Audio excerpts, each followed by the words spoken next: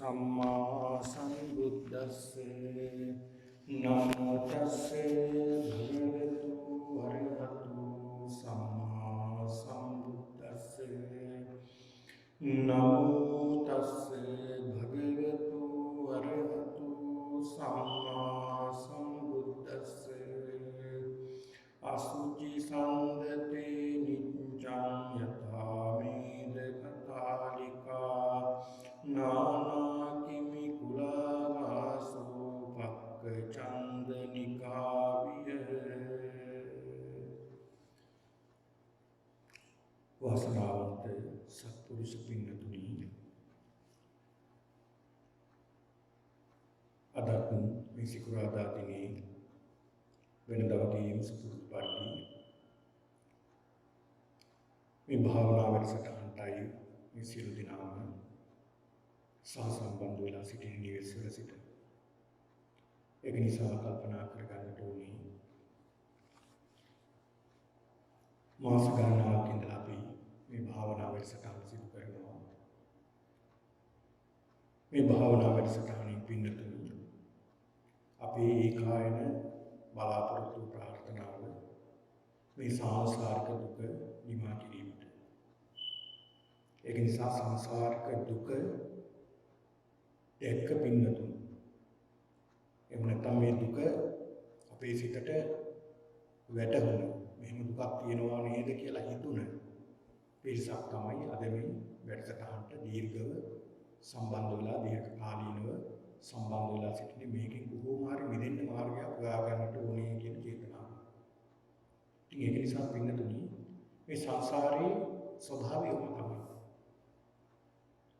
දැන් අපි මාස ගණනාවක් මේ වැඩසටහන සිද්ධ කරගෙන ගියා. මාස 5-6ක් පමණ මේ වැඩසටහන සිද්ධ කරගෙන ආවා. මේ කාල පරිච්ඡේදය ඇතුළත අපි මේ කාලයක් වේගින් ගෙවිලා ගියා. මේක තමයි ස්වභාවය. වේගින් මරණය කරා ගමන් කරනවා. මේක තමයි උපන්නා වූ සත්‍යයේ ස්වභාවය. ඒක නිසා පින්නතුනි වේගින් අපි මරණය කරා ගමන් කරනවා. අවුරුද්දෙන් අවුරුද්ද, මාසෙන් මාස, සතියෙන් සතිය, දවසින් දවස, පැයෙන් පැය, විනාඩියෙන් විනාඩිය, තප්පරෙන් තප්පරය, ඇසිපිය ගහන මොහොත පාසා අපි ලං වෙන්නේ මොකද්ද? මරණයට. ඒක තමයි සත්‍යය. ඉතින් ඒක නිසා අපි හොඳට සිහි කර ගන්නට ඕනේ මේ මරණය ගැන. අපි කවුරුත් මේ මරණය කරා ගමන් කරනවා. ඉපදුනා නම් ස්වභාවයෙන් වෙන මරණය. මේ කාටවත් නවත්තන්න පුළුවන්ද? බැහැ. කිසි කෙනෙකුට මේ ස්වභාවය නවත්තන්න බැහැ. මේක තමයි ස්වභාවය. ඉපදුනා නම් මරණයටපත් වෙන්න ඕනේ. ඒ නිසා බුදුරජාණන් වහන්සේ පෙන්නලා දුන්න දේශනා කළේ ඒ ඉපදුණු සත්වයාට දැන් මේ ලෝකෙට අපි ඉපදිලා තියෙනවනේ. දැන් මොනවා හරි හේතුවක් නිසා, හේතු ප්‍රත්‍යයන් නිසා මේ ලෝකෙට ආවා. ඒ ආපු නිසා අපි ජීවත් වෙනවා. ඒතර ජීවත් වෙනවා කියලා කියන්නේ අපි ජරා ව්‍යාධි ශෝක පරිදේව දුක්ඛ දෝමනස්යන්ගෙන් අපි ගත කරන්නේ මේ. ඒ කියන්නේ දුකින් තමයි ගත කරන්නේ. සැප ලබනවා, හැබැයි ඒක తాවකාලිකයි. ආයෙ වැටෙනවා කොහොමද? ආයෙ දුකට වැටෙනවා. ඒක තමයි ස්වභාවය. ඉතින් මෙන්න මේ කියන සත්‍යතාවය අපි හොඳට දකින්නට ඕනේ, මෙනෙහි කරගන්න ඕනේ. බුදුහාමුදුරු පෙන්නනවා මේ මරණය අපි හොඳට සිහි කරගන්න ඕනේ. අපි නිතර නිතර මැරෙනවා නේද කියලා හිතන කුසලයක් වෙන්න තුනේ. අප්‍රමාණ කුසලයක්. මොකද මේ සංසාරේ පුරාවටම අපි ප්‍රගුණ කළේ මේ භවයේ පමණක් නෙවෙයි, අපි මොන තරම් ඈත ඉඳලා ඉවිලා තියෙනවා. මොන තරම් ඈත ඉඳලා අපි ඉවිලා තියෙනවා. බුදුහාමුදුරු පෙන්නලා දෙනවා. ඒ බුදුරජාණන් වහන්සේ දකිනවා මේ පුබ්බේ නිවාසානුස්සති ඥානය. උන්වහන්සේ දකිනවා පෙරවසු කඳු පිළිවෙල. පෙර සසරේ කොච්චර ඉපදිලා තියෙනවද උන්වහන්සේ කරා. උන්වහන්සේ දකිනවා, උන්වහන්සේ දේශනා කරනවා, මහණෙනි මම මේ පාරමිතා පුරන සමයේ විතරක් ඔන්න මතක තියාගන්න. පාරමිතා පුරන සමයේ විතරක් මර්මී ඇස් දුන්න වාර කොච්චරද කිව්වොත් මේ ඇස් දුන්න ඇස් ටික ගොඩ ගැහුණු මහා මේරු පර්වතයට වඩා උසයි කියනවා. දුන්න ලේ කොච්චරද කියලා කිව්වොත් මේ සසරේ දන් දුන්න ලේ කොච්චරද කියලා කිව්වොත්.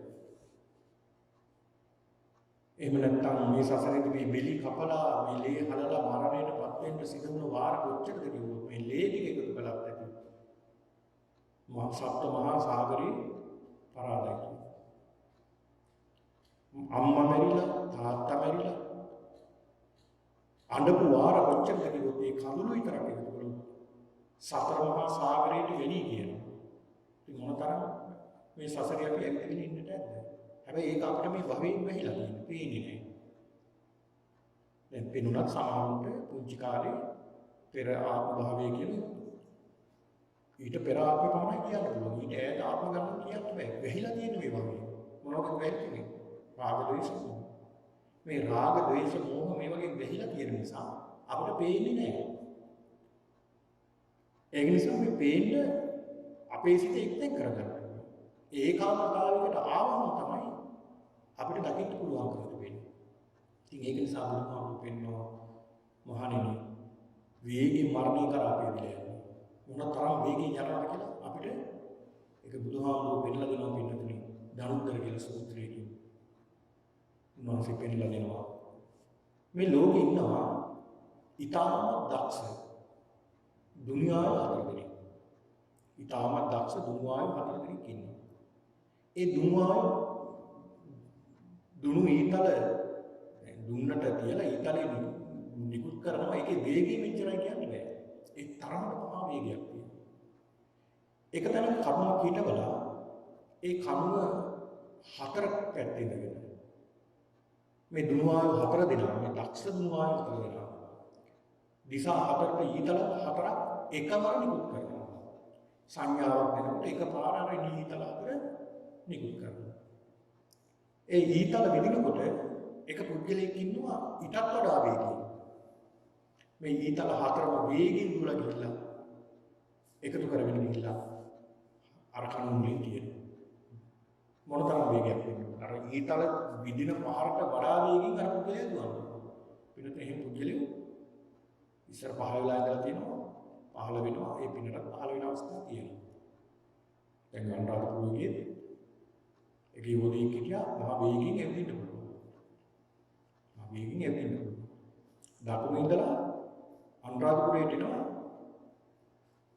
පැය දෙකෙන් තුනෙන්. ඒ තරම් වේගයෙන් ඇවිදින්න පුළුවන්. එහෙමයි ඉන්නවා. ඉතින් බුදුහාමුදුරුවෝ උදාහරණයක් පෙන්නනවා මහණෙනි. ඒ වේගය කොච්චරද? ඊට වැඩි වේගයක් තියෙනවා කියනවා.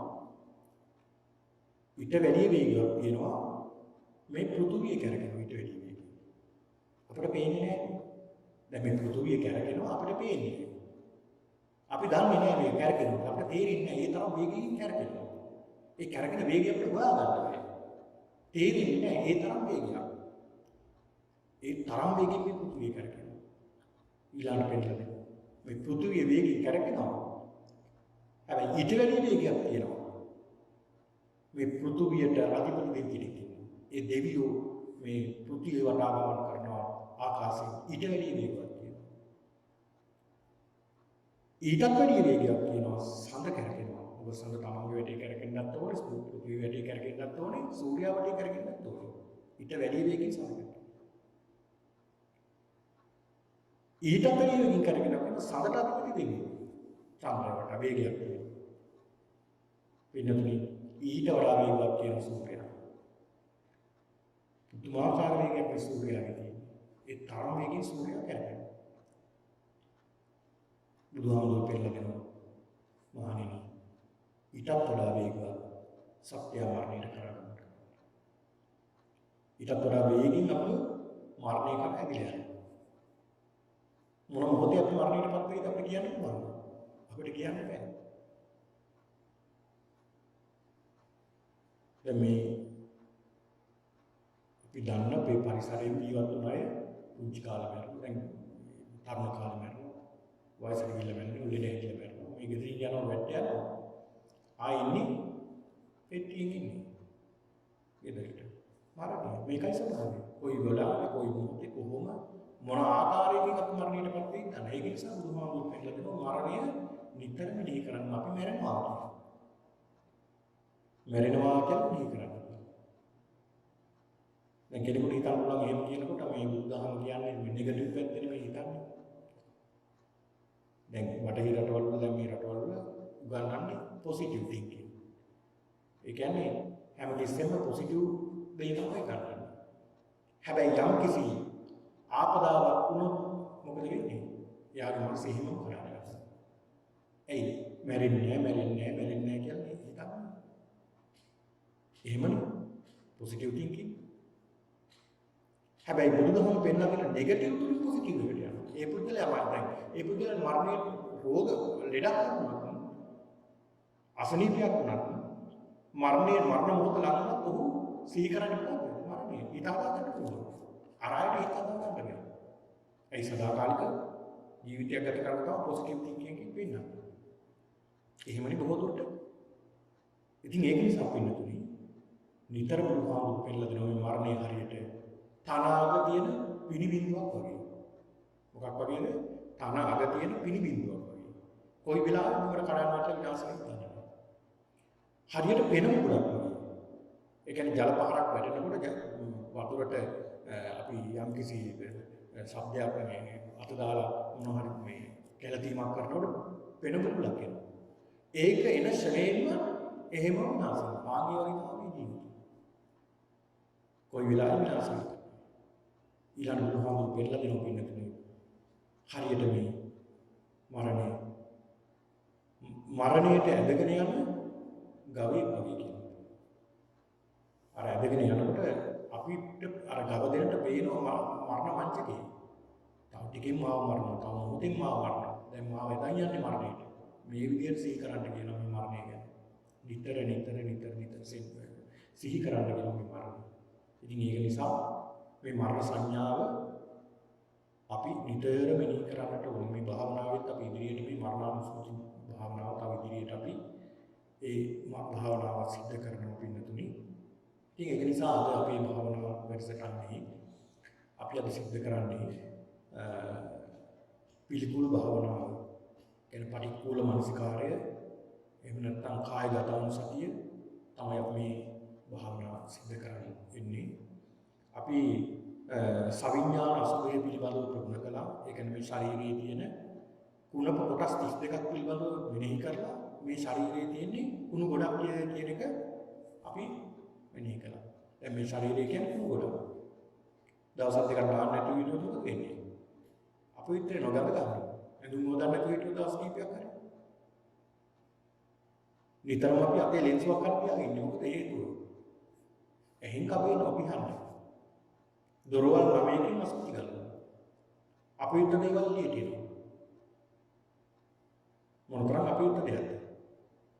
කේසියම් නියද මේවා අපේ ශරීරයේ තියෙන කරුණ බැරිලාවක් ගැලවිලා කැම්පින්ගාලකට ආවොත් කොණ්ඩ ගහක් හරි පිළිකුලක් දෙන්නේ පිළිකුලක් තේරෙන්නේ. ඒක නිසා මේ පිළිකුල පිළිබඳව සංඥාවක් අරගෙන මේ සංඥාව වඩලා මේ ශරීරය ගැන සැබෑ අර්ථය උදා ගන්නවා. මේකේ ස්වභාවය ශරීරයේ ස්වභාවය. ශරීරයේ ස්වභාවය අපි විතර වෙනවා. ඒක ලෝකවත් නෙමෙයි නැත්තම්. ඒ ඇත්තට අනුව දෙන්නේ. හැබැයි අපි වෙහිලා තියෙනවා. ඒක පිළිගන්නේ නැහැ. කොච්චර කිව්වත් පිළිගන්නේ නැහැ සමහරවිට. ඒකට හේතුව තමයි මේ මුලා වෙලා තියෙන්නේ මෝහයෙන් මුලා වෙලා තියෙන්නේ. ඒ මුලා වෙලා තියෙන නිසා අපි පිළිගන්න අපේ හිත රැඳෙන්නේ නැහැ. සමහරට පිළිගත්තා ආය අනිත් මොහොතේ නෑ එහෙම විදිහට කියන්නේ ආය අතට වැටෙනවා. ඒක වෙනතු මෝහය නැත්නම් මුලාව. ඒ මුලාවෙන් තමයි අපි මේ ලෝකේ බැඳලා තියෙන්නේ මේ මායя. අපි බැඳලා තියෙන්නේ. ඒකනේ ලෞකික කියන්නේ ලෝකයට අපි ඇදගෙන තියෙන්නේ මේකට. අර බුදුත්වයෙන් අපි පෘථුවියට ඇදගෙන තියෙනවා අපි ඇදගෙන තියෙන්නේ මේ පෘථුවියට. මෙතනින් එහාට අපිට යන්න බෑ. මේක කඩා ගන්න ඕනේ හරියට උදාහරණයක් කියනවා නම් බුදුහාමුදුරු වෙන්නලා දෙනවා. අර වල්ලෙකුට නැත්නම් සුනකෙකුට දම්වැලක් දාලා බැඳලා තියෙනවා. අපි හිතමු මේ සුනකයට අඩි 10ක දම්වැලක් දාලා තියෙනවා කියලා. ඒ බැඳලා තියෙන කණුවේ ඉඳලා ඒ සතාට උතුරු පැත්තට යන්න පුළුවන් මොකද උඩට? අඩි 10යි. දකුණට යන්න පුළුවන් ඒත් අඩි 10යි. බටහිරට යන්න පුළුවන් ඒත් අඩි 10යි. නැගෙනහිරට යන්න පුළුවන් ඒත් අඩි 10යි. මේ සතා උඩට යම් කිසි විදිහකට යන්න පුළුවන්කමක් තිබුණා නම් ඒත් අඩි 10යි යන්න පුළුවන් සතාට. යට හාරගෙන ගියොත් යටට ඒත් අඩි 10යි. ඒ සීමාවෙන් එහා යන්න බෑ. දැන් අපිට මොකද වෙලා තියෙන්නේ? මේ සීමාවෙන් එහා අපිට කඩා ගන්න බෑ. මොකද මෝහයෙන් අපි බැඳලා තියෙන්නේ. මේ සක්කාය දිට්ඨියෙන් බැඳලා තියෙන්නේ. යම් කිසි හේතුවකින් මේ සතා දම්බල කඩාගත්තොත් ඒ සතාට ඈතට යනවා. ඉතින් ඒක කඩන එකක් තමයි මේ භාවනාව කියලා කියන්නේ. ඉතින් ඒක නිසා අපි නතුනේ බුදුහාමුදුරුවෝ පෙන්නලා දුන්නේ මේ ශරීරයේ ස්වභාවය අපි නිරන්තරව දකින්න. අඩුම තරමේ අපි මේ භාවනා වැඩසටහන සම්බන්ධ වෙන මොහොත හරි අපි මේ සිහියෙන් යුක්තව කටයුතු කරනවා අප්‍රමාණ කුසලයක් ඇති වෙනවා. මොකද සිත කියන්නේ නිතර අකුසලයටම බරයි හිත. ඒක තමයි ස්වභාවය. ඒ කියන්නේ අපි අරමුණු ගන්නේම රාග ද්වේෂ මොහ හැම මොහොතකම. ඉතින් මේ මොහොතේ අපි වෙනෙහි කරන්නේ මේකට ප්‍රතිවිරුද්ධ දෙයක්.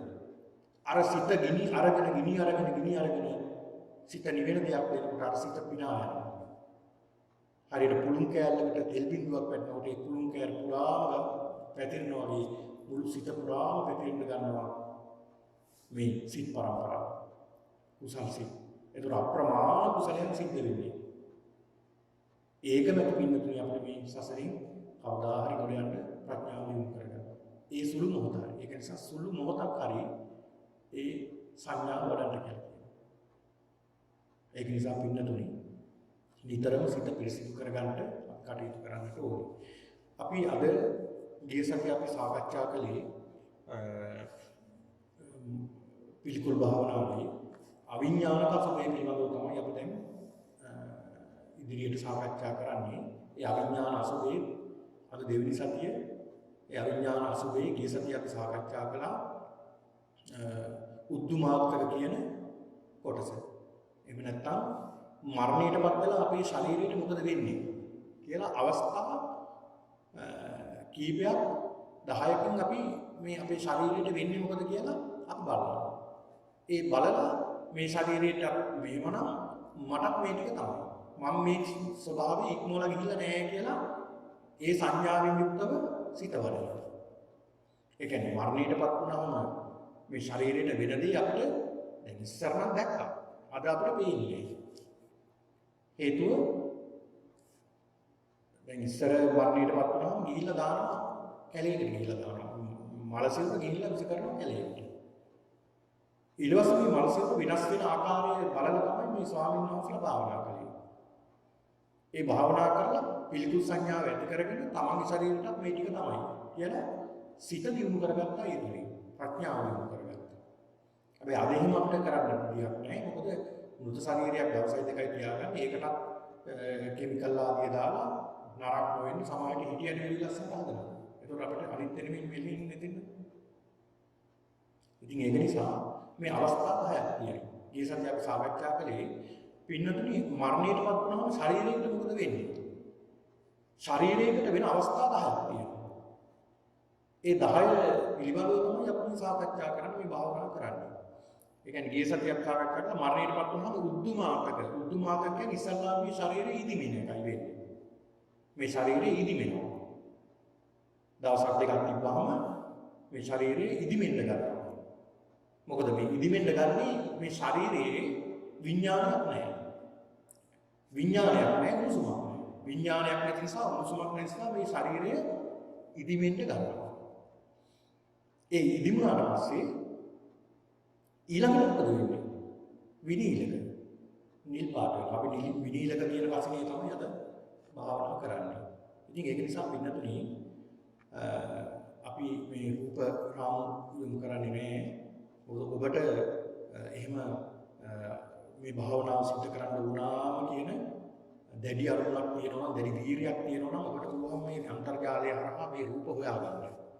හොයාගෙන ඒ රූප දිහා බලලා සංඥාවක් ඇති කරගන්න පුළුවන්. ඉතින් ඒක නිසා ඔබම ඒක කරගන්න. ඒක වඩාත් හොඳයි කියලා තේරෙනවා. ඒක නිසා මේවට සමහරු මේ ශරීරය දිහා බලපුවාම සමහරවිට බය හිතෙනවා.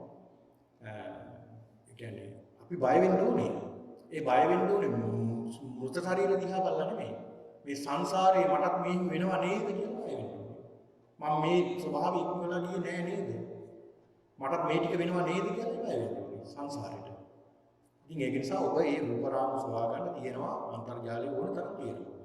ඔය භාවනාවෙන් මේ දස අසුභය පිළිබඳව කියලා ඒක ගහපුවම අපිට බලන්න පුළුවන් ඕන කෙනෙකුට ඒ සංඥා ඒ රූප රාම බලන්න පුළුවන්කම තිබෙනවා. ඉතින් ඒක නිසා දැන් අපි කතා කරනවා ස්කන්ධ පහක් ගැන.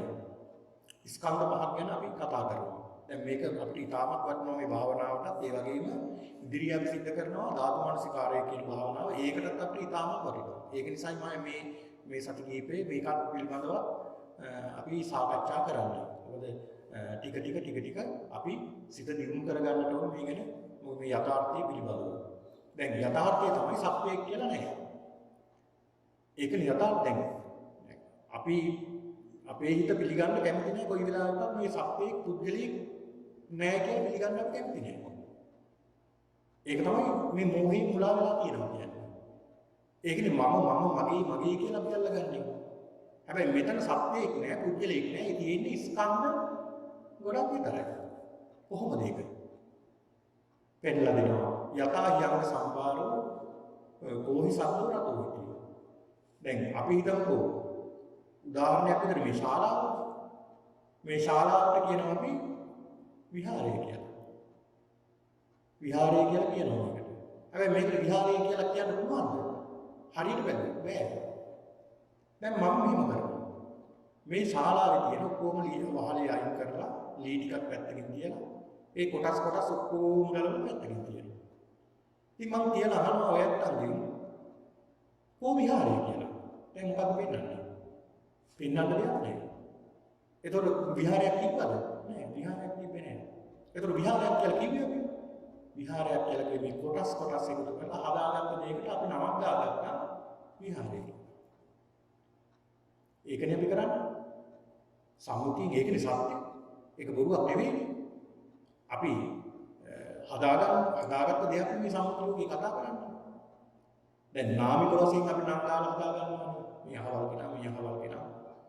අහවල් කෙනා, මේ සුමන පාල, මේ කමලා මේ විදිහට අපි නම් දාලා අපි හඳුනගන්නවා. ඒ නම කොහොමද භාවිතා කළේ? පුංචි කාලේ ඉපදුන දවසේ අම්මලා ඒ නම් දාපු නිසානේ අපි එහෙම නම් කියන්නේ. වෙන්නවත් කියන්නේ. ඒතකොට ඒක තමයි සම්මුතිය. සම්මතේ මේ ලෝක ජීවත් වෙන්න ඕන නිසා අපි නමක් දාලා පිරිසකගේ වෙක් කරගන්න අපි මේක හදාගන්නවා. හැබැයි ඇත්තටම බැලුවොත් මොකද තියෙන්නේ? ඇත්තටම බැලුවොත් මේ තුල තියෙන ස්කන්ධ පහ. ස්කන්ධ පහ තමයි කියන්නේ. ඒක තමයි සත්‍යය. ඒකයි බුදුහාමුදුරු පෙන්නලා දුන්නේ. යථා යංග සම්භාරය. අංග සම්භාරයක් එක්ක වෙලා අපි හිතමු කාර්යක කියලා. මේ කාර්යකේ දැන් කෙනෙක් කියනවා මේකමයි කාර්යක. එහෙම කිව්වට පස්සේ තව කෙනෙක් කියලා මේ රෝද දෙක ගලවලා පැත්තකින් තියෙනවා, එන්ජිම ගලවලා පැත්තකින් තියෙනවා, බොඩිය ගලවලා පැත්තකින් තියෙනවා, දොරවල් ටික ගලවලා පැත්තකින් තියෙනවා.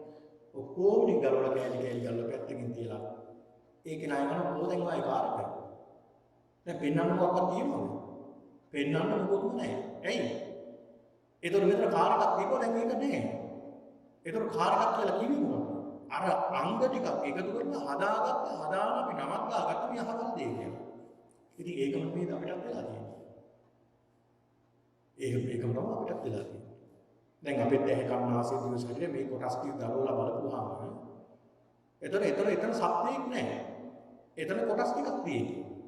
ඒක තවත් කැලි කරපුවාම ස්කන්ධ පහක් තියෙනවා. ස්කන්ධ පහක් ඒක තමයි පංචස්කන්ධය කියලා කියන්නේ. ඒකෙනුත් අපි කතා කරන්නේ රූප ස්කන්ධය පිළිබඳව. රූප ස්කන්ධය. මොකද මේ රූපේ අපිට තාම වටින මේ රූප ස්කන්ධය. ඒතකොට පින්නතින රූපයක් කියන්නේ මොකක්ද? පින්නතින රූපයක් කියලා කියන්නේ දැන් අපි රූපයක් නේ. දැන් අපිව පේන රූපෙට. දැන් මාව පේනවා යන්නට ඔය ඇත්තම පේනවා මට එහෙම තියෙනවනේ. අපි හඳුන ගන්නවා මේ රූපේ. ඒතකොට මේ රූපේ කියන්නේ මොකක්ද? මේ රූපේ කියලා කියන්නේ පින්නතින පඨවි ආපෝ තේජෝ වායෝ කියන ධාතු හතරක් විතරයි. ධාතු හතරක් විතරයි මේ තියෙන්නේ. දැන් සත්‍යය කියලා අපි හිතලා තියෙන ධාතු හතරක්. ඒක කියන්නේ පඨවි කියන්නේ තද ගතිය. දැන් තද ගතියක් කියලා එකක් ඕනම දැන් අපේ ශරීරය අල්ලලා බලපුවම තද ගතියක් තියෙනවා. දැන් මේ භාණ්ඩයක් අල්ලලා බලුවොත් තද ගතියක් තියෙනවා. ඕනම දෙයක තද ගතියක් තියෙනවා. ඒ තද ගතිය නිසා තමයි අපි හැදිලා තියෙන්නේ. ඒක හැදිලා තියෙන පිටුනේ ඉතාමත් සිවුරු. පරමාණුවටත් වඩා ඉතාමත් සිවුරු ධාතු වලින්. ඒකට කියනවා පඨවි ධාතුව කියලා. ඒක විනාශ කරන්න බෑ ධාතුව. බෙදලා අවසාන කොටස. බෙදන්න බැරි කොටස. ඒ කියන්නේ අවසාන කොටස එතනින් එහා ඒක කඩන්න බින්දින්න විනාශ කරන්න බෑ. ඒක සත්‍යයක්. පඨවි. දැන් ශරීරයේ තියෙන පඨවිය ශරීරයේ තියෙනවා. හැබැයි ශරීරයට වඩා වැඩි මේ සිරීට වඩා වැඩි කළු ගලක බැලුවා. යකඩ බැලුවොත් ඊටත් වැඩි. ඒකනේ අපිට වෙනස දැන යකඩකින් ගැහුවොත් එක වේදනාවක්. ඊට වඩා සහැල්ලු දෙයකින් කොට්ටකින් වගේ ගැහුවොත් වෙන වේදනාවක්. කොහොමද දෙන්නේ? යකඩෙන් ගහනකොට කොට්ටෙන් ගහනකොට. ආන්ගේ පඨවිය තමයි ඇවිල්ලා වදින්නේ. එතකොට මේ පඨවි කියන ධාතුව මේ ශරීරයේ තියෙනවා. බාහිර ලෝකෙත් තියෙනවා. ඊළඟට ආපෝ කියලා කියන්නේ වැగిරෙන ස්වභාවය. වැగిරෙන ස්වභාවය කියලා කියන්නේ මේ ජලය තියෙන්නේ ආන්ගේ වගේ වැగిරෙන ස්වභාවය. දැන් අපේ ශරීරයේ තියෙනෝනේ ජලය තියෙනවා, ලේත් වැగిරෙනවා. කෙලසෙන් සොටු මල මුත්‍ර මේවා වැగిරෙනවා. මේ වැగిරෙන ස්වභාවයක් තියෙනවා. ඒකත් ධාතුවක්. ඒ ධාතු වලින් ඉතාමත් කුඩා අංශ වලින් තමයි හදලා තියෙන්නේ. ඊළඟට තේජෝ කියන්නේ සීත සහ උණුසුම. මේ ශරීරයේ තියෙන සීතල. ඒ වගේම උණුසුමක් තියෙනවා. මේ උණුසුම නිසා මේ ශරීරයේ පවතින හදවත ක්‍රියාත්මක වෙන්නේ, මේ ශරීරයේ ක්‍රියාත්මක වෙන්නේ සත්‍යයේ පවතින මේ උණුසුම නිසා. මේක ප්‍රඥාවෙන් දකින්න ඕනේ. ඒ වගේම සිසිලස අඩු වුණ තැන උණුසුම නැති වුණ තැන සිසිලස. ඒතර මේ දෙකම තියෙනවා. කියන්නේ වායුව. ඊළඟ වායුව. වායුව කියන්නේ වායුව. මේ ශරීරයේ තුල වායු ධාතුව තියෙනවා. ඒක නිසා අපි අතපය යහමහ කරන්න ගමන් කරන්න. වායු ධාතුව ශරීරේ නැත්තම් අපිට යන්න බෑ ගමන් කරන්න බෑ. මොකුත් කරන්න බෑ. ඒක නිසා මෙන්න මේ කියන ධාතු හතරෙන් තවත් තියෙනවා වර්ණ ගන්ධ රස ඕජා කියලා. ඒ ටික අපි ඉස්සරහට පැහැදිලි කරගමු ටිකක් ගැඹුරින්. දැන්ට පින්නතුළු මේ පඨවි ආපෝ තේජෝ වායෝ කියන මේ ධාතු හතර එකතු වුණාම මේකට කියනවා රූප කලාපයක් කියලා. රූප කලාපයක් කියලා කියනවා මේකට. ඔන්න ඔයගේ රූප කලාප ගොඩක් එකතු වුණාම අපි කියනවා රූප පිණ්ඩයක් කියලා. ඔන්න ඔය රූප පිණ්ඩ තමයි අපි ගාව තියෙන්නේ. දැන් ඔය පේන්නේ රූප පිණ්ඩයක්. දැන් සත්‍යයක් විදිහට පුද්ගලයෙක් විදිහට අඳුරගන්න මේ ගැහණු කෙනෙක් මේ පිරිමි කෙනෙක් කියලා අපි අඳුරගන්නේ රූප පිණ්ඩයක්. මේ ගහක් මේ වැලක් මේ දොලක් මේ අහවල් දෙය කියලා අඳුරගන්නේ රූප පිණ්ඩයක්. ඒ රූප පිණ්ඩවල පඨවි ධාතු සමාන වගේ වැඩි. දැන් අපේ ශරීරයේ තියෙන පඨවි ධාතුව වැඩි. හැබැයි මේ ජලයේ තියෙන පඨවි ධාතුව ඉතාමත් අඩුයි. ජලයේ තියෙන්නේ 99.9%ක්ම ආපෝ ධාතුව. හැබැයි පඨවි ධාතුව නැද්ද? තියෙනවා. ඒ තිබ්බ පඨවි ධාතුවනේ 2004 සුනාමිය එනකොට අර ගෙවල් කඩාගෙන රේල් පේරි අමරගෙන ගියේ. ඒ ජලයේ තියෙන පඨවි ධාතුව ඒක තමයි ඉල්ල වදින්නේ. ඒක තමයි කරන්නේ. ආපෝ ධාතුවට බෑ විනාශ කරන්න. පඨවි ධාතුව තමයි. ඒ නිසා මේ ධාතු හතර වෙන් කරන්න. මේ ධාතු හතර රූප කලාපයක තියෙනවා. ඒ ධාතු සියල්ල එකතු වුණාම තමයි රූප කලාපයක් කියලා කියන්නේ. මෙන්න මේ කියන රූප කලාප වලින් තමයි අපේ ශරීරය හැදිලා තියෙන්නේ. අන්න ඒකට තමයි අපි කියන්නේ මේ ශරීරයේ ධාතු ගොඩක්. ධාතු වලින් තමයි ශරීරය හැදිලා තියෙන්නේ. ඒතකොට ධාතු ගොඩකින් හැදෙන ශරීරය අපිට අල්ලගන්න තරක් තියෙනවා. ඇලෙන්න තරක් තියෙනවා. ඇලෙන්න තරක් නැහැ හරියට වෙන්නේ. ධාතු ගොඩක් ඔය ඇත්තන්ගේ තියෙන මේ ධාතු ගොඩක් මගේ ධාතු තියෙනවා. ධාතු ගොඩකින් හැදෙන ශරීරය. අල්ලගන්න දෙයක් නැහැ. ඉතින් ඒක නිසා අපි දකින්න ඕනේ මේ පිළිබඳව. එතකොට මේක අපි දකින්නේ පිළිකුල් වශයෙන් දකින්නේ. පිළිකුල් වශයෙන් දකින්නේ මේ රූප කියන ස්කන්ධය තමයි අපිට පේන්නේ. රූපය. එතකොට මృత ශරීරයක ජීවයක් නැහැ නේ. දැන් අපිට ජීවයක් තියෙන මృత ශරීරයට ඇහක් තියෙන හැබැයි පේන්නේ. පේනවද? නැහැ. මృత ශරීරයට පේන්නේ නැහැ. හැබැයි ඇහක් තියෙනවා පේන්නේ. අපිටත් ඇහක් තියෙනවා. අපිට පේනවා. මොකක් නිසාද පේන්නේ? අපිට තියෙන චක්කු ප්‍රසාදය තියෙනවා. ප්‍රසාදය කියන්නේ කන්නඩියක් වගේ ඇහි දැන් ඇහෙන් නෙමෙයි පේන්නේ. ඇහැ ඇතුලේ තියෙනවා පින්නතුනි. මුං පියල්ලක් වගේ බොහොම පුංචි තැනක් තට්ටු හතකින් පිටලා. එතන කන්නඩියක් වගේ ප්‍රසාද රූපය ප්‍රසාද ගතියක් තියෙනවා. පැහැයක් තියෙනවා. එතෙන්ට තමයි අපි දක්න රූප වල වර්ණයයි එන්නේ. රූප නෙමෙයි පේන්නේ වර්ණය අපිට පේන්නේ. දැන් බලනකොට හැමතැනම පේන්නේ අපිට වර්ණය. ඒ වර්ණය තමයි හැට වදින්නේ. ඒකෙන් තමයි අඳුරගන්නේ. ඊළඟට චක්කු ප්‍රසාදය ඊළඟට මනසෙන් සම්බන්ධ වෙනවා. එතකොට තමයි අපිට රූප පේන්නේ. හැබැයි මෘත ශරීරයට රූප පේන්නේ නැහැ. ඒතර ඒක මෘත ශරීරය. ඒක පඨවි ධාතුව අධිකරණය. එතකොට පින්නතුනි මේ විනීලක තියෙන මේ කසිනේ. විනීලක තියෙන කසිනේ මරණයටපත් වෙලා නිල් පාට බවටපත් වෙන ශරීරයක්. මේක තියෙන්නේ ධාතු ගොඩක්. දැන් අපි මේ භාවනා වලන්නේ පිළිකුල් විදියටනේ. අපි ඉදිරියට මේක ධාතු වශයෙන් තව මේක තව විස්තර කරන්න තියෙනවා බොහෝ දුරට. අපිට කාල වේලාව නැති නිසා වැඩි විස්තර කරන්න යන ඉදිරියට මම මේ පින්නතුන්ට කියලා දෙන්නම්. තව මේ කොහොමද අපි අපේ මේ ශරීරයේ මේක වෙන් කරගන්නේ? ශරීරයේ කොහොමද පිටලා තියෙන්නේ කියලා. මේ රූපේ කොහොමද කියලා වෙන වශයෙන් මේ පින්නතුන්ට මම පැහැදිලි කරලා දෙන්නම් ඉදිරියට. එතකොට පින්නතුනි මේ කියන නිල්ුණු මෘත ශරීරය දිහා බලාගෙන මේ ශරීරය මගේ ශරීරය සංසන්දනය කරනවා. මොකද මේ ශරීරයටත් මේ ටික වෙනවා. දැන්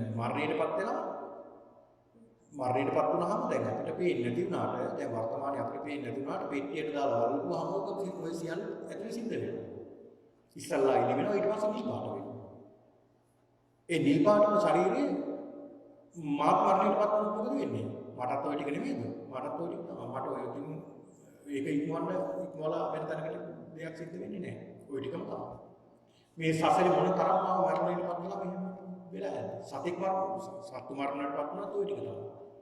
ඒක නිසා හොඳට මෙනෙහි කරන්න ඕනේ මේ මරණය ගැන මේ කසිනේ ගැන මේ පිළිකුල ගැන මේ ශරීරයට සිද්ධ වෙන දේවල් මේ අපේ ශරීරය අපි මේ බොහොම ලස්සනට තියාගෙන ලස්සනට හැඩ වැඩ කරගෙන බොහොම ලස්සනට තියාගෙන ඉන්න මැරෙන්නේ අපිට මුකුත් වෙන්නේ නැහැ කියලා තියාගෙන මේ ශරීරයට සිද්ධ වෙන දේ තමයි මේ.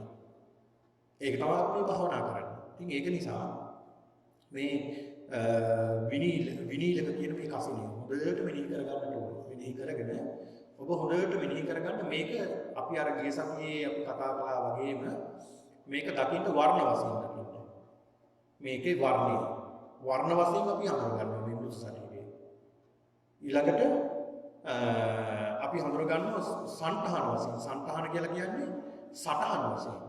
සටහන් වශයෙන් හඳුනගන්නවා. මේ කයේ සටහන, මේ හිසේ සටහන, මේ ඇස් දෙකේ සටහන, මේ නාසයේ සටහන, මේ මුඛයේ පිටලා තියෙන සටහන, මේ අත්පාවල සටහන, මේ උදරයේ සටහන, මේ පපු ප්‍රදේශයේ සටහන, මේ විදිහට සටහන් විදිහට මේ සිවුර හඳුනගන්නවා. ඒ හඳුනගෙන ඒක සංඥාවක් කරගෙන හොඳට මෙනෙහි කරලා භාවනා කරනවා පිළිකුල් වශයෙන්. ඒ පිළිකුල් වශයෙන් භාවනා කරලා බලනවා මේ ශරීරයට මේ දේ සිද්ධ වුණා මේ පුද්ගලයාට මේ මృత ශරීරයට. මේකම නෙමෙයිද මටත් සිද්ධ වෙන්නේ. මටත් ওই ටික තමයි. මමත් මේ ධර්මතාවයේ ඉක්මවල ගිහිල්ලා නැහැ. මේ ධර්මතාවයම තමයි.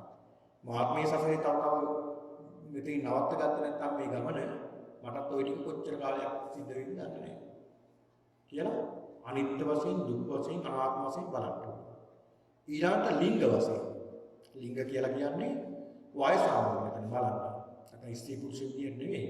මේ සිරුර දිහා බලලා මේ කුඩා දරුවෙක් මේ තරුණ කෙනෙක් මේ මැදිවිය කෙනෙක් මේ වයසක කෙනෙක් කියලා මේ වයස අනුව දකින්න ඕනේ ලිංග වශයෙන්. ඊළඟට සඳහන් කරන ඕකාස වශයෙන්. ඕකාස කියලා කියන්නේ අතපය ශරීරයේ කඳ ආදී තිබෙන තැන. මේ තියෙන්නේ අත මෙතනින් මෙහා පිටලා තියෙන අත. මෙතනින් මෙහා පිටලා තියෙන්නේ පාදය. බෙල්ලෙන් එහා තියෙන්නේ හිස. මේ විදිහට පිටලා තියෙන ස්ථාන අනුව බලන්න. මේ විදිහට පිටතුනි අවස්ථා විදියට ආකාර විදියට මේ මృత ශරීරය දිහා බලලා පිළිකුල් විදියට මගේ ශරීරයටත් මේ දේ සිද්ධ වෙනවා මේ ශරීරයටත් සිද්ධ වෙනවා. ඒතර මමත් මේ මృత ශරීරයත් මේ පිළිකුල් ස්වභාවය ඉක්මවලා ගිහිල්ලා නැහැ. මමත් මේ පිළිකුල් ස්වභාවය ඉක්මවලා ගිහිල්ලා නැහැ කියලා සංඥාවක් ඇති කරගෙන භාවනා කරනවා. ඉතින් ඒක නිසා අපි එනම් පිළිතුරු භාවනාව අපි ආරම්භ කරමු. හොඳයි මේ පිළිතුරු සූදානම් වෙන්න භාවනා කිරීමට.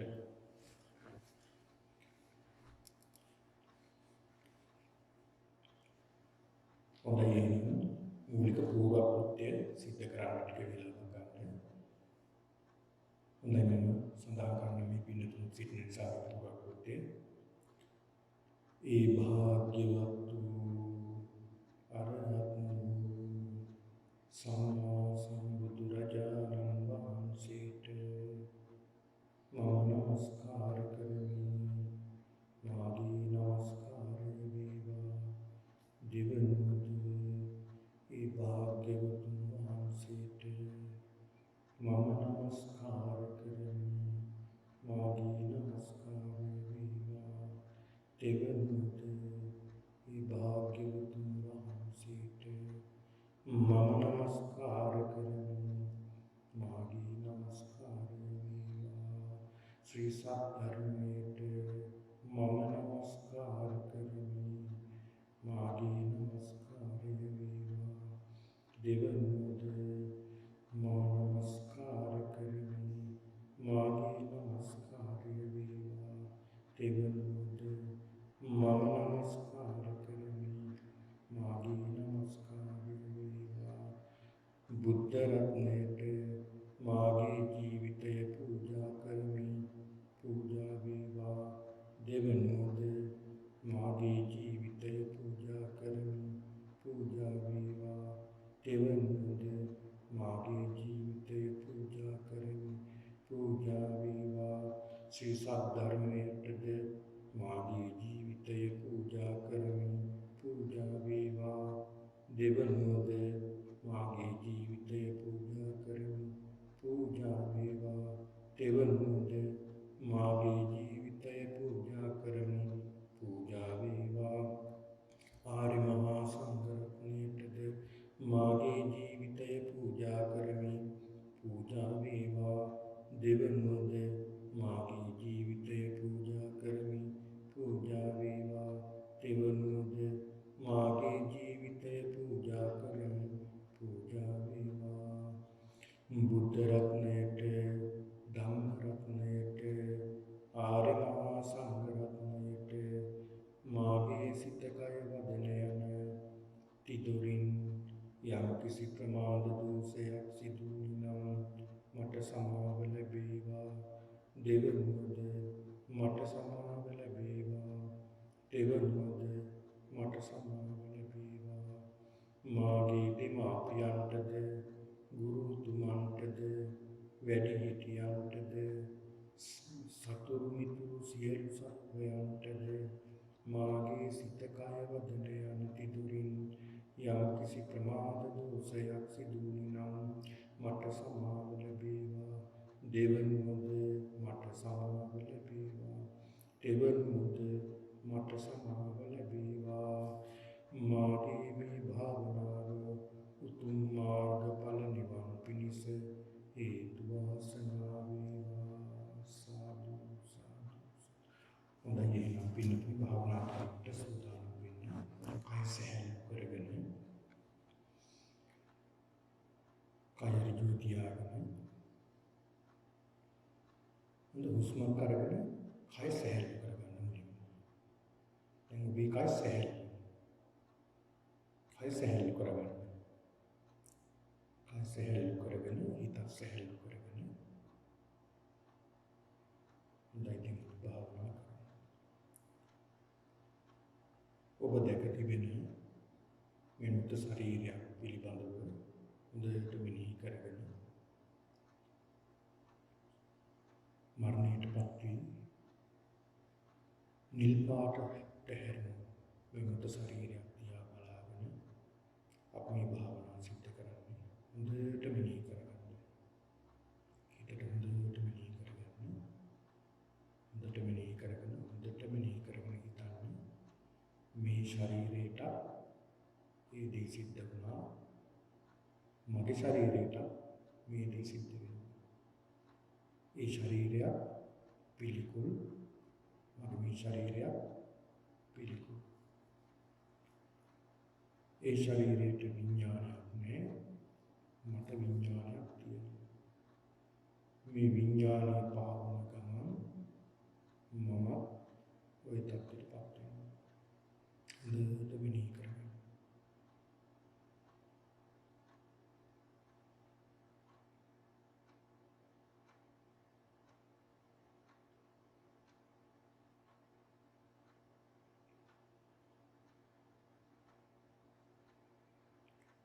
හොඳයි, දැන් වර්ණ වශයෙන් දකින්න. වර්ණ වශයෙන් ඒ මුත ශරීරයේ යම්කිසි වර්ණයක් පේනවා. ඒ වර්ණය තමයි නිල් පාටට හැදිලා තියෙන්නේ. ඒ ශාන්ත ශරීරයේ නිල් පාටට හැදිලා.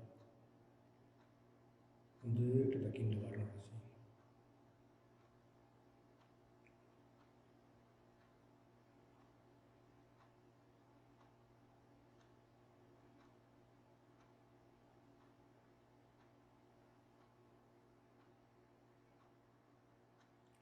අසාරයි, අසුභයි, පිළිකුලයි, දුර්වර්ණයි, දුර්ගන්ධයි, අනිත්‍යයි, දුක්ඛයි, අනාත්මයි. මා ඉදිරියේ මෙනෙහි කරගෙන තිබෙන මේ නිල්වන් මුත ශරීරය මේ පිළිකුල් ස්වභාවයටපත් වෙලා මගේ ශරීරයට මේ ස්වභාවය හිමි වෙනවා. මේ ධර්මතාව මට ඉක්මවා යන්නට බෑ. අනිත්‍යයි, දුක්ඛයි, අනාත්මයි.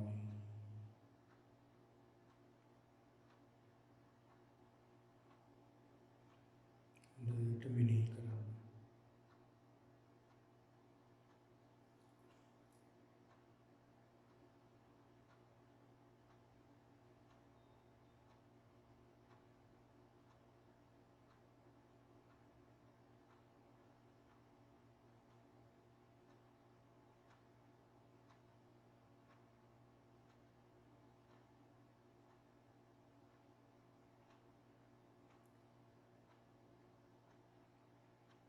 ඊළඟට සටහන් වශයෙන් දකිමු.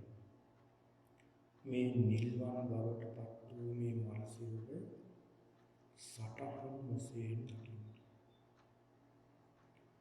මේ මුත ශරීරයේ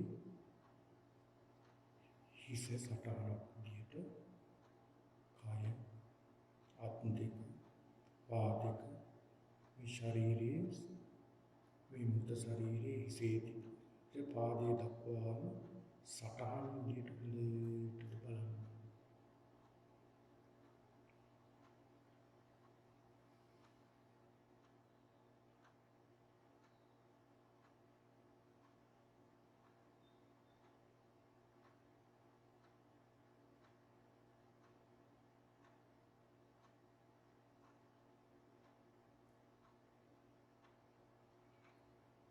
අසාරයි,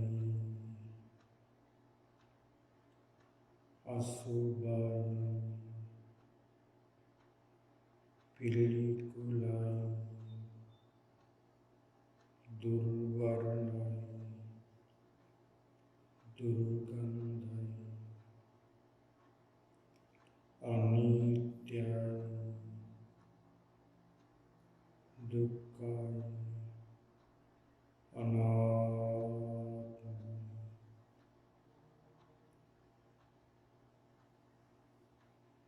මේ මුත ශරීරය මේ පිළිකුල් ස්වභාවයට යන්නේ.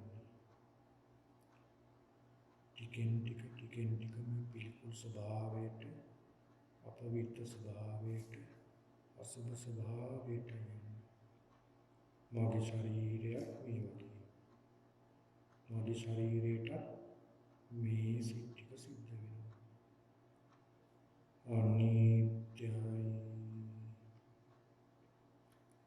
දුක්ඛයි අනාත්මයි.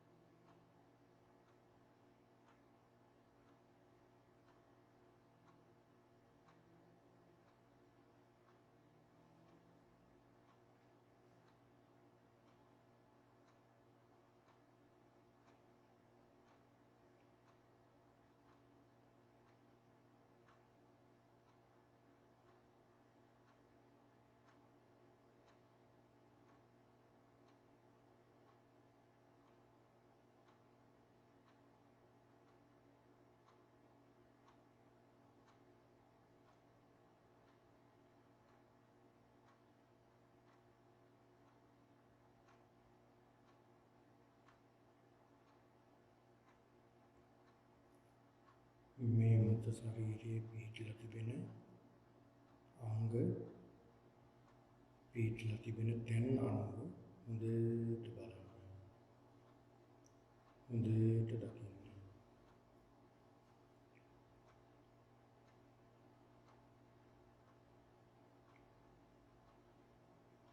අත් පිහිටලා තිබෙන තැන් අනුව, පය පිහිටලා තියෙන තැන් අනුව තමන්ගේ හිතට මෙනෙහි කරගත්ත මේ මරණයටපත් වී නිල්වන බවටපත් වුණු මේ මృత ශරීරය තියා හොඳට දකින්න හිතින්.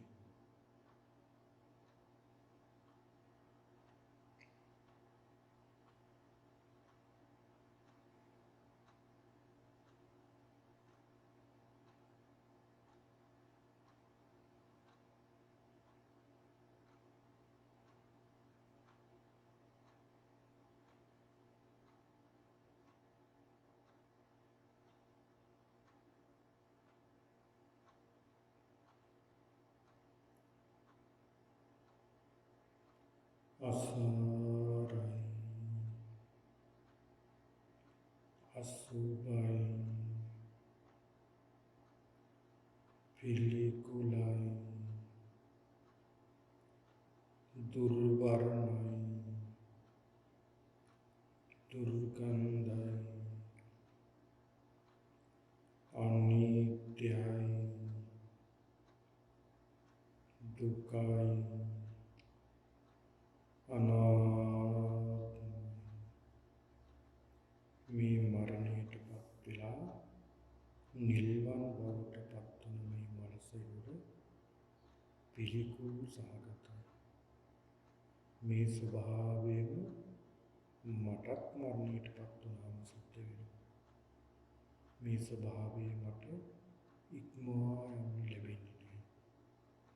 ඒ නිසා මගේ ශරීරයත් අසාරයි අසුභයි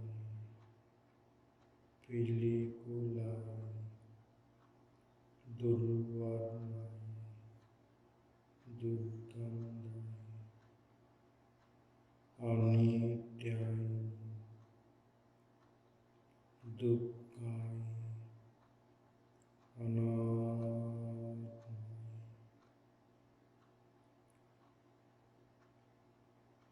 මගේ ඉදිරියේ පෙනෙන මේ මල සිරුර කිසිම සාරවත් ගතියක් නැහැ. පිළිකුලක්මයි මේ මල සිරුරේ තියෙන්නේ. මරණයටපත් වෙලා නිල්වන් බවටපත් වෙලා දැන් මේ ශරීරයේ ඉදිමිලා නිල් පාටටපත් වෙලා මේ මල සිරුර කිසිම සාරවත් බවක් නැහැ. ඒක නිසා අසාරයි අසාරයි අසාරයි.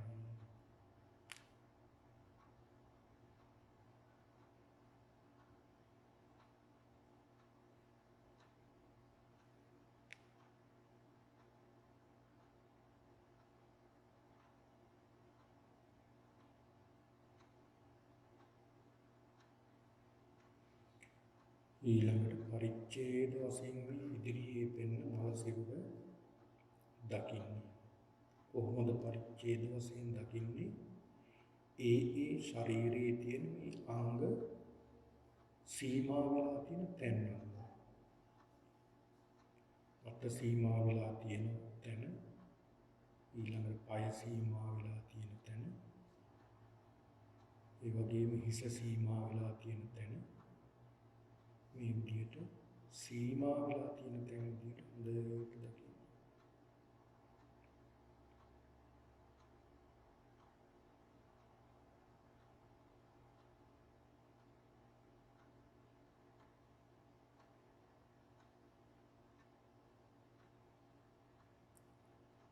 අසාරයි, අසුභයි, පිළිකුලයි, දුර්වර්ණයි, දුර්ගන්ධයි, අනිත්‍යයි, දුකයි, අනාත්මයි.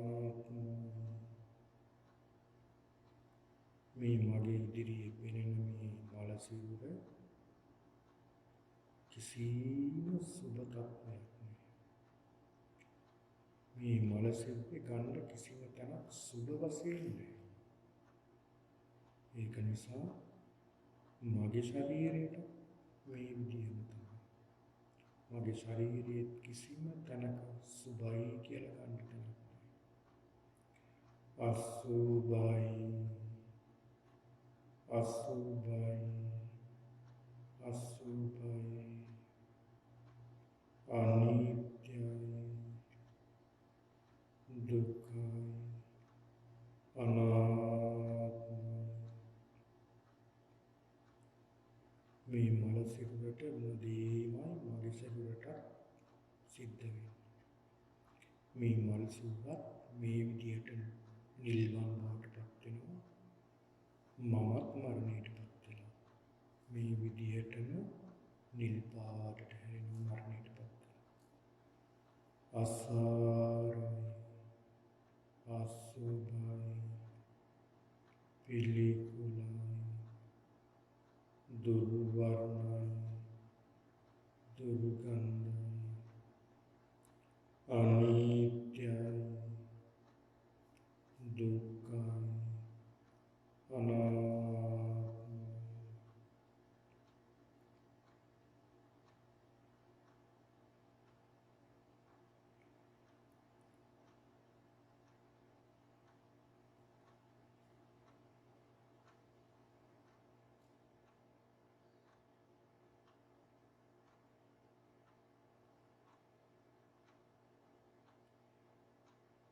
ඊළඟට සංදි වශයෙන් මේ මල සිරුර දකින්න.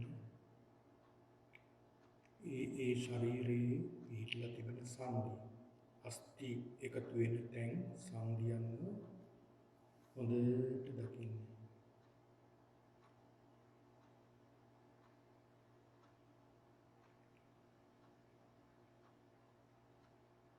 මේ අත සීමා වෙන සංදිය, බාහුවයි අතයි සීමා වෙන සංදිය මෙතන මේ වැලමිට මේ විදියට සංදි සීමා වෙන තැන් හොඳට දකින්න.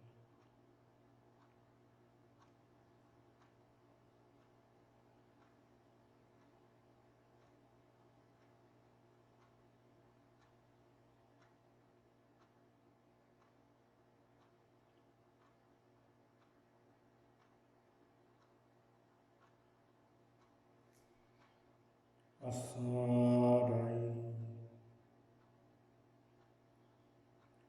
අසුභයි, පිළිකුලයි, දුර්වර්ණයි, දුර්ගන්ධයි, අනිත්‍යයි, දුක්ඛයි, අනාත්මයි.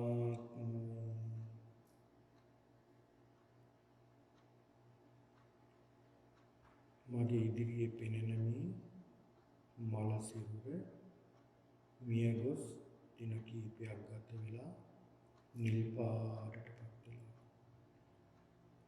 මේ මල සිරුර අතිශය පිළිකුල්. මේ මල සිරුර අතිශයින්ම පිළිකුල් තත්ත්වයටපත් වෙලා. අනේ මගේ ශරීරයට මේ ටික සිද්ධ වෙනවා නේද? මගේ ශරීරයේ සුභයි කියලා ගන්න තැනක් නැහැ. හැමතැනම පිළිකුල්. මගේ ශරීරයේ අල්ලන හැම තැනක්ම පිළිකුල් ස්වභාවයෙන් යුක්තයි.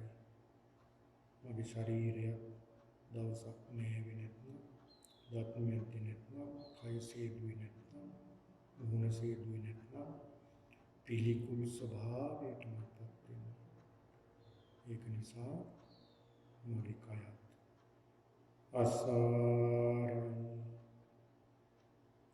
අසුභයි,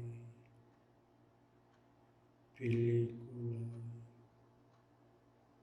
දුර්වර්ණයි, දුර්ගන්ධයි, අනිත්‍යයි, දුකයි, අනාත්මයි. මේ මගේ ඉදිරියේ පේන මේ නිල්වන් බවට පත් වුණු මල සිරුර, මේ සිරුරට සිද්ධ වෙන දේමයි මරණයටපත් වුණාට පස්සේ මගේ ශරීරයට සිද්ධ වෙන්නේ. එහෙනම් මේ මල සිරුරත් මේ ස්වභාවයෙන්ම, මගේ ශරීරයත් මේ පිළිකුල් ස්වභාවයෙන්ම අසාරයි, අසුභයි, පිළිකුලයි, දුර්වර්ණයි, දුර්ගන්ධයි, අනිත්‍යයි, දුකයි, අනාත්මයි.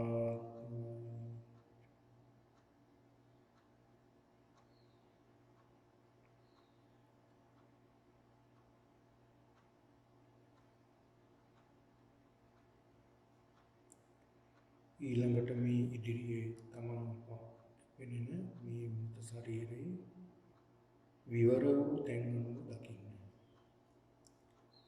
S2 විවර වෙලා, කටත් විවර වෙලා, නාස්පුඩු දෙකත් ඉදිමිලා විවර වෙලා, මේ විදියට විවර වූ තැන් අනුව හොඳට හිතින් මෙනෙහි කරන්න.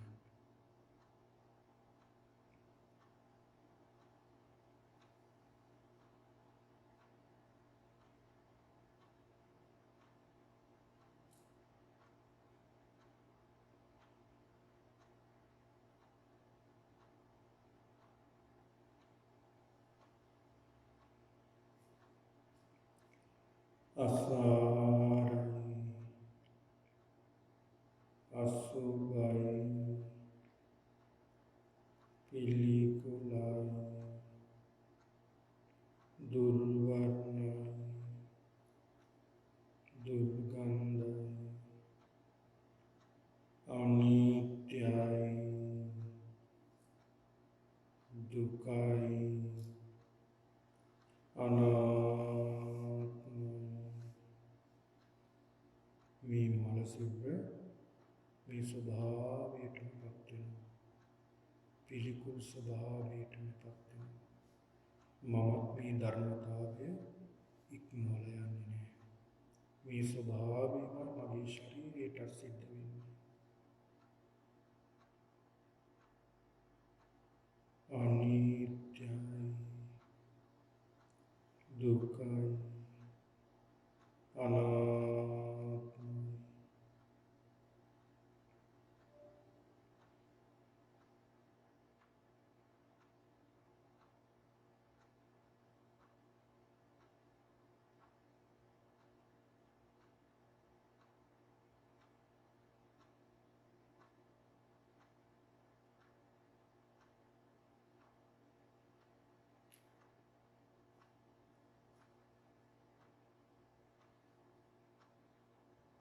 හොඳට දකින්න තමන්ගේ සිරුර සමාන කරලා මේ මල සිරුරට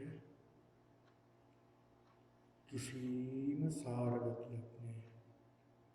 මේ ඉදිරියේ පෙනෙන මල සිරුර මරණයටපත් වෙලා නිල් පාටටපත් වෙලා සාර ගතියක් නැහැ. ඒක නිසා සාරයි. මගේ කයත් කිසිම සාර ගතියක් නැහැ. අසාර තත්ත්වෙමයි මගේ ශරීරයත්. එහෙනම් මේ මල සිරුරටත් මේ දේ සිද්ධ වෙනවා. මගේ මේ ශරීරයට මේ දේම සිද්ධ වෙනවා. ඒක නිසා මගේ සිරුරත් අසාරයි. අසාරයි. අසාරයි.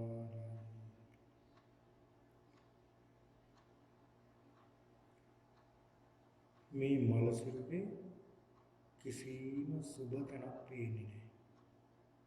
මේ මල සිරුරේ හැම තැනකම අසුබයි. අසුබ තැන්මයි පේන්නේ.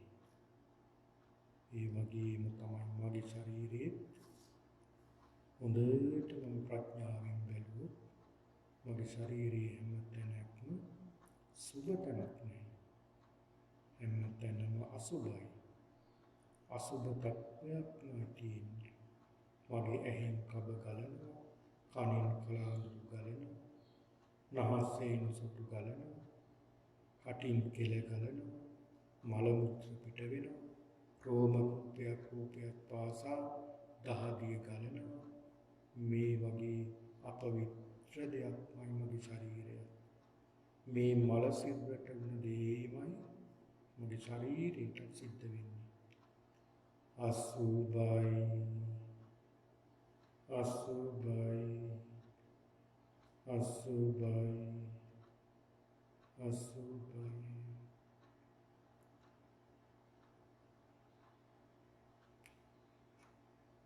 මේ මృత ශරීරය අතිශය පිළිකුල්. අතිශය පිළිකුල් දෙයක් මේ මృత ශරීරය. මේ මృత ශරීරයේ මරණයටපත් වෙලා දින ගණනාවක් ගත වෙලා නිල් පාටටපත් වෙලා ඒ මල සිරුර ඉදිමිලා පිළිකුල් ස්වභාවයක්මයි මේ මృత ශරීරයේ තියෙන්නේ. එහෙනම් මේ මල සිරුර පිළිකුලයි. පිළිකුලයි. පිළිකුලයි. පිළිකුලයි.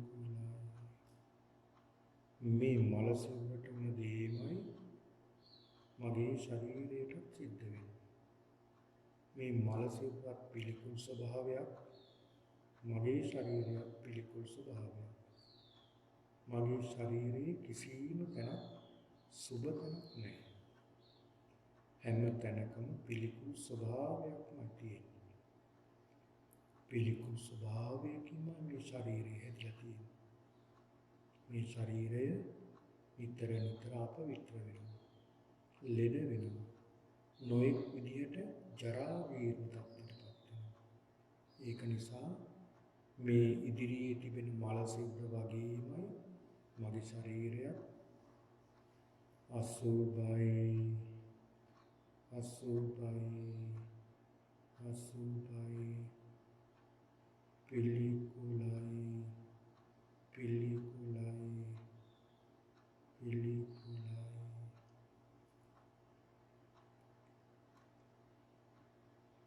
මේ ඉදිරියේ තිබෙන මල සිරුර දුරු වර්ණයක් පේන්නේ. නිල් පාටටපත් වෙලා දුරු වර්ණයකටපත් වෙලා. එනම් මේ මල සිරුර දුරු වර්ණයි. දුරු වර්ණයි. දුරු වර්ණයි. මගේ ශරීරය කිසිම යහපත් වර්ණයක් කියන්නට නැහැ. මට පේන විදියට මේ ශරීරය ලස්සනයි කියලා හිතාගත්තට මේ ශරීරයට මේ ටික සිද්ධ වෙනවා. මේ ශරීරයට මේ ටික සිද්ධ වෙනවා. මේ ලස්සනයි කියන මේ හැමකින් වහගෙන ඇතුලේ අපවිත්‍ර ගොඩක් තියාගෙන තියෙනවා. හරියට අසුචි කලයක් වගේ.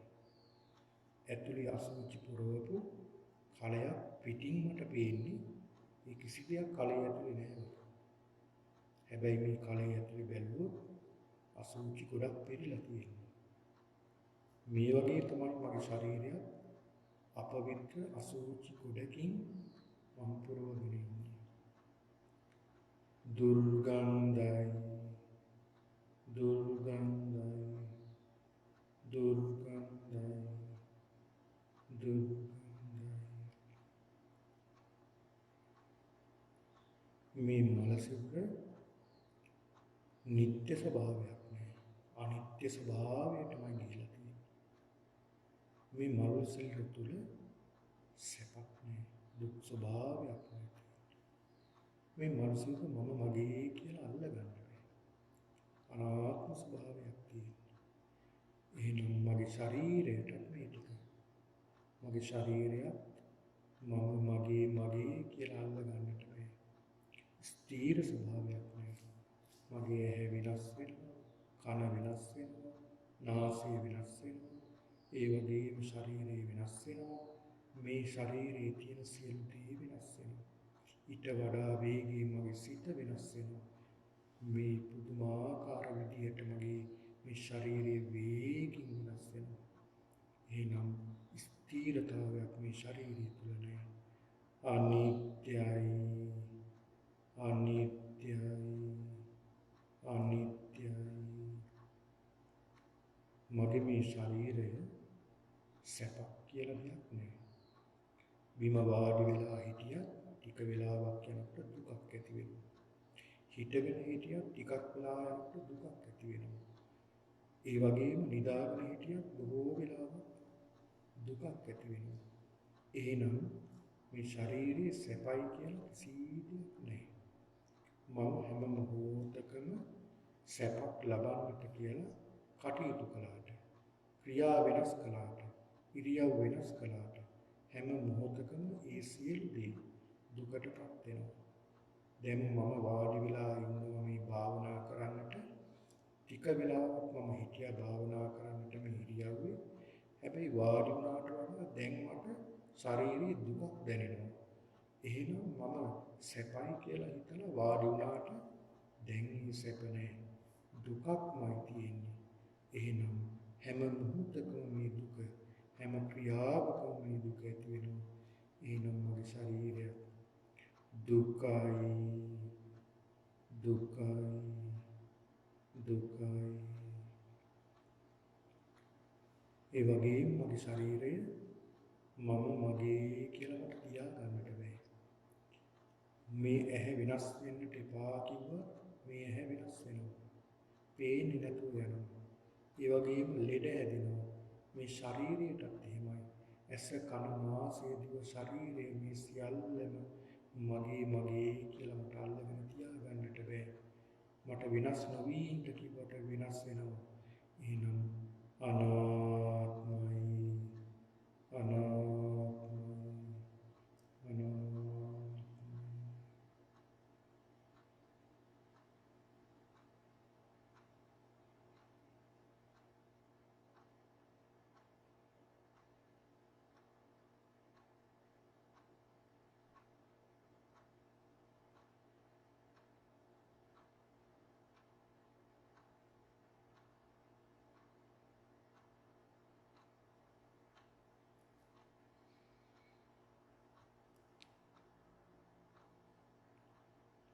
හොඳයි පින්නතුනි.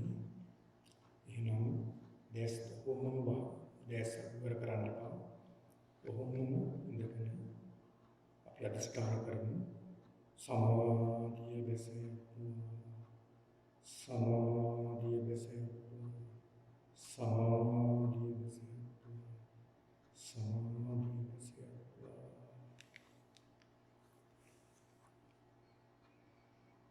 කය සැහැල්ලු කරගන්න ඕනේ. හොඳයි දැන් හොඳ හුස්මක් ගන්න.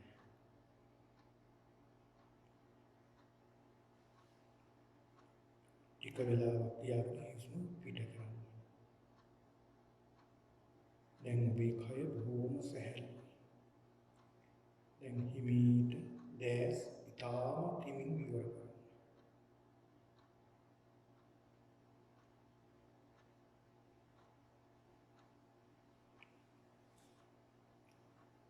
සාදු සාදු සාදු. හොඳයි පින්තුනි, බොහොම ගැඹුරු භාවනාවක් සිදු කරන්නට යෙදුනේ. මේ පින්තුන් විහාරස්ථානට පැමිණලා මේ උතුම් කුසලයට සම්බන්ධ වෙන්නට යෙදුණා. මේක පින්තුනි අනිත් කුසල වගේ නෙමෙයි. මේ මහා පෘථුවියටම අවුරුදු 100ක් පුරාවට දන් දෙනවා කෙනෙක්. අවුරුදු 100ක් පුරාවට මේ මහා පෘථුවියේ සියලුම සත්‍යයන්ට දන් දෙනවා. අවුරුදු 100ක්. හැබැයි ඊට වඩා මහා කුසල කර්මයක් එක විනාඩියක් එක මොහොතක් අසුසන මේ ශරීරයේ යථා ස්වභාවය මෙනෙහි කිරීම. ඒක තමයි ලෝකෝත්තර කියන්නේ. ලෝකයෙන් එතන වෙන මාර්ගය. ඒක ඊටාම පරිමයි. ඉතින් ඒක නිසා මේ සුළු කාලය තුල ඔබ අප්‍රමාණ වූ කුසලයක් සිද්ධ කරගත්තා. ඒක මේ සංසාරයේ ඔබ සුගතියටම ඇදගෙන යන වටිනා පින්කමක්. කුසලයක්. ඒවට කියන්නේ කුසල සිත්. ඔබට ඔබ භාවනා කරන්න ආරම්භ කරපු වෙලාවෙ ඉඳලා ඔබට සිතට ආවේ කුසල් සිත්. ඒ කුසල් සිත් පරම්පරාවක් මේ මොහොත දක්වා එනවා. ඒක මහා ප්‍රබලයි. ඒ සිත. ඔය සිත ගැන විස්තර කරනකොට බුදුරජාණන් වහන්සේ පෙන්නනවා මේ කුසල් සිත් ප්‍රබලම සිත්. මේවා මහා කුසල් සිත්. ඉතින් ඒක නිසා පින්නතුනි අපිට කල් වේලාව සම්මලා තිබෙන නිසා අපි ලබන සතියේ මේ භාවනා වැඩසටහන සිද්ධ කරන්නේ විපුබ්බක කියන මේ දස අසුබයෙන් විපුබ්බක කියන මේ මලසියුප පිළිබඳව අපි හොඳට වෙනෙහි කරගෙන තමයි සිද්ධ කරන්නේ. ඔබ මේ රූප රාමු බලලා හොඳට ඒක ගැන අවබෝධයක් ගන්න. ඔබට මේ අන්තර්ජාලයේ තිබෙනවා. ඒක හොඳට අවබෝධයක් අරගෙන භාවනා කරන්න ලබන සතියට සම්බන්ධ වෙන පින්නතුන් සූදානම් වෙන්න. මොකද දැන් අපි ටිකෙන් ටික මේ භාවනාව ගැඹුරට යන්නේ. මේ ගැඹුර කියලා කියන්නේ මේක දකින්න බෑ කියන එක නෙමෙයි. මේක දකින්න පුළුවන්. මේක මහා ගැඹුරක් විතර තියෙනවා. බලන්නකො අපේ මේ ශාරීරික ස්වභාවය, මේ ශාරීරික යථා ස්වභාවය අපිට ටික ටික පේන්න ගන්නවා මම ගියා. දැන් මේ අපි සත්‍යයේ පුද්ගලික කියලා මම කලින් විස්තර කළා. මේ සත්‍යයේ පුද්ගලික විතර නෑ. දැන් අපි සාමුද්‍රික විදිහට මම වගේ කියලා හදාගන්නවා. හැබැයි මේක ඇත්තටම ගත්තොත් සත්‍යයේ පුද්ගලික නෑ. මේ ක්‍රියාත්මක ස්වභාවයක් විතරයි තියෙන්නේ. ධාතු ටිකකින් හැදෙන ස්කන්ධ පහක් තියෙන්නේ. එතකොට මේ ස්කන්ධ පහ තමයි අපි සත්‍යයේ පුද්ගලික විදිහට මම වගේ කියලා රාගය, ද්වේෂය, මොහය ඇති කරන්නේ. ඉතින් මේ කියන භාවනා තුළින් මේ සංසාරගත මේ සංසාරය අපි එකතු කරගෙන ආපු මේ රාගයක් තියෙනවා. ඒක නිසා අපි කොච්චර මේ යටපත් කරන්න හැදුවත් කොහෙන් හරි මතුවෙනවා මේ රාගය. ද්වේෂය මතුවෙනවා. මොහය මතුවෙනවා. විශේෂයෙන්ම මේ රාගය යටපත් කරගත්තා. රාගය කියන්නේ තෘෂ්ණාවනේ. මේ තෘෂ්ණාව එහෙම නැත්නම් රාගය යටපත් කරගත්තා කියන්නේ අපිට ගැලවෙන්න හරි ලේසියි. ඒක තමයි මේ දස අසුබය බුදුරජාණන් වහන්සේ පෙන්වලා දීලා තියෙන්නේ. තාමත් වටනවා මේ අපිට මේ රාගසිත හෙලවෙන්න ගන්නවා. දැඩි රාගසිත හෙලවෙන්න ගන්නවා. මේ මනස උපදිහා බලාගෙන තමගේ ශරීරයේ තියෙන පිළිකුල් ස්වභාවය එක්ක සංසන්දනය කරන්න ගත්තාම මේ රාගසිත හෙලවෙන්න ගන්නවා. ඒ පින්නතුනේ ඒ සිත් වඩපුවම ලෞකික ජීවිතය දියුණු කරගන්න පුළුවන්, ලෝකෝත්තර ජීවිතය දියුණු කරගන්න පුළුවන්. මේ දෙකම දියුණු කරගන්න පුළුවන්. ඉතින් ඒකට ඕනේ තරම් අපිට උදාහරණ තියෙන මේ බෞද්ධ සාහිත්‍යය නිසා අපිට කාල වේලාව අවසන්යි. හොඳයි පින්නතුනි. අද මේ උතුම් රැස් කරගත්තා වූ මේ උතුම් කුසලානුභාවයෙන් මේ භාවනාවේ කුසල කර්මයේ ගැඹුරු භාවනාවක් සිද්ධ කරලා අද මේ සිද්ධ කරගත්ත මේ උතුම් කුසලානුභාවයේ වගේ මේ සිද්ධ දිනාටම මේ සංසාරයෙන් ඉගොඩ ගන්නට අවස්ථාව සැලසේවා. උතුම් චතුරාර්ය සත්‍ය අවබෝධ කරගන්නට මේ භවයේදී නිවන් සාක්ෂාත් කරගන්නට මේ උතුම් කුසලානුභාවය හේතු වාසනා වේවා කියලා ප්‍රාර්ථනා කරමු. දෙවියන් ආකාසත්තා ච